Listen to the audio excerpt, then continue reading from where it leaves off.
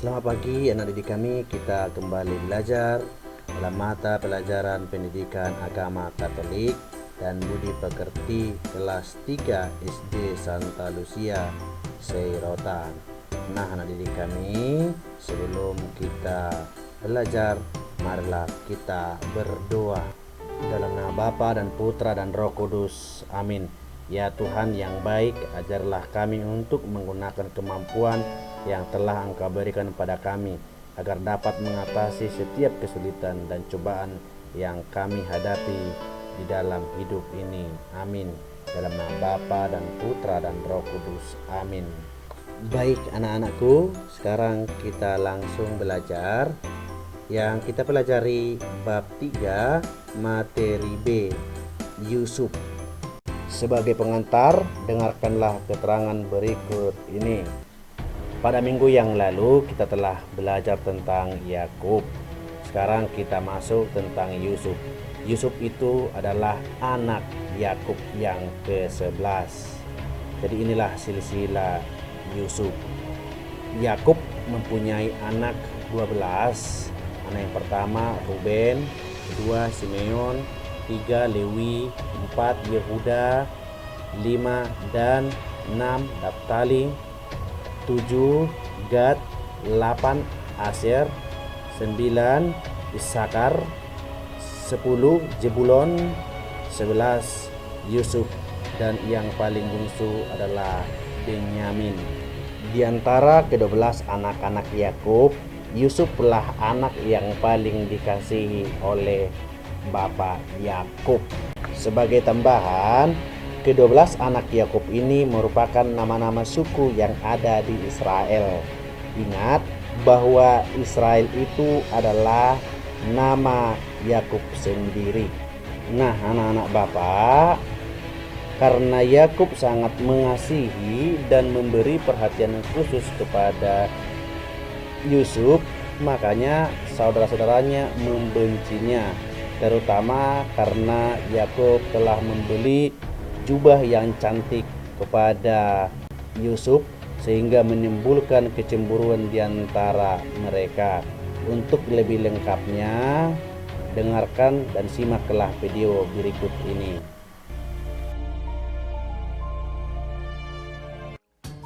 Adapun Yakub, ia diam di tanah Kanaan.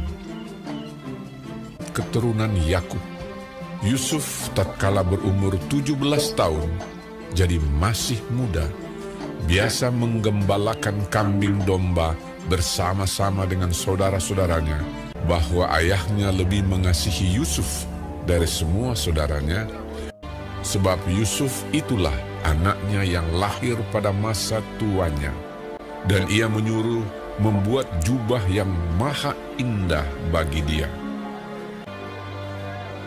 Maka iri hatilah saudara-saudaranya kepadanya, dan tidak mau menyapanya dengan ramah. Pada suatu kali bermimpilah Yusuf. Diceritakannya kepada saudara-saudaranya. Dengarkan mimpi yang kumimpikan ini.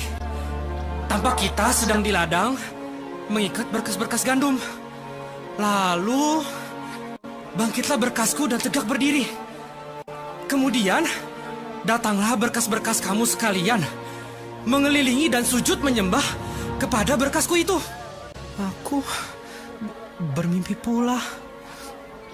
Tampak matahari, bulan, dan 11 bintang sujud menyembah kepadaku.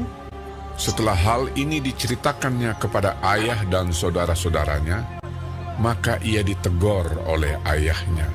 Mimpi apa mimpimu itu?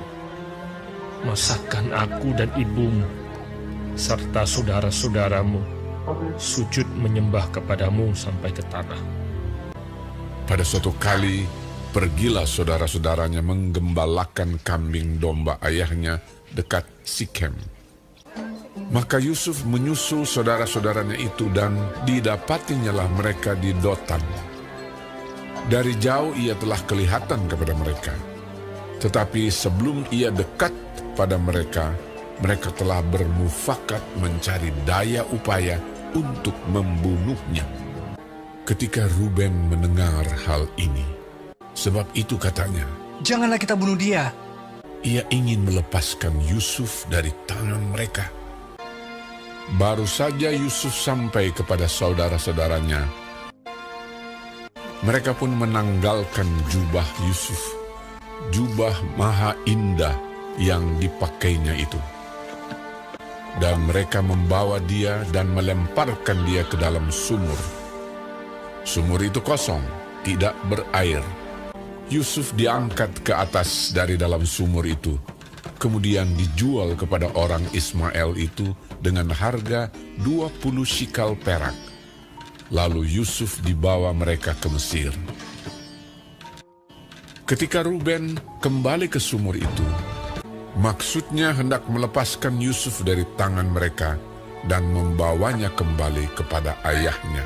Ternyata Yusuf tidak ada lagi di dalamnya. Lalu dikoyakkannya lah bajunya, katanya, Anak itu tidak ada lagi. Kemanakah aku ini? Kemudian mereka mengambil jubah Yusuf dan menyembelih seekor kambing, lalu mencelupkan jubah itu ke dalam darahnya. Jubah maha indah itu mereka suruh antarkan kepada ayah mereka. Ketika Yakub memeriksa jubah itu, ia berkata, Ini jubah anakku. Binatang buas telah memakannya. Demikianlah Yusuf ditangisi oleh ayahnya. Dan berkabunglah ia berhari-hari lamanya. Adapun Yusuf, ia dijual oleh orang Midian itu ke Mesir kepada Potifar, seorang pegawai istana Firaun. Baik anak-anakku, itulah video singkat tentang bagaimana perlakuan saudara-saudara Yusuf terhadapnya. Sekarang kita lanjutkan tentang Yusuf berada di Mesir. Inilah sedikit gambarannya. Dia menjadi hamba dari tuannya Potifar. Ia menolak perbuatan dosa. Dan selanjutnya ia adalah pribadi yang selalu diberkati Tuhan. Dan seterusnya ia memiliki kebijaksanaan dan ia selalu diberkati Tuhan. Ia bisa menafsirkan mimpi sang raja dengan tepat sehingga ia dikasihi oleh Firaun, dan lanjut sehingga menjadi penguasa di Mesir karena telah menyenangkan hati Firaun. Untuk kisah lebih lengkapnya, tontonlah video yang kedua, bagaimana Yusuf berada di Mesir.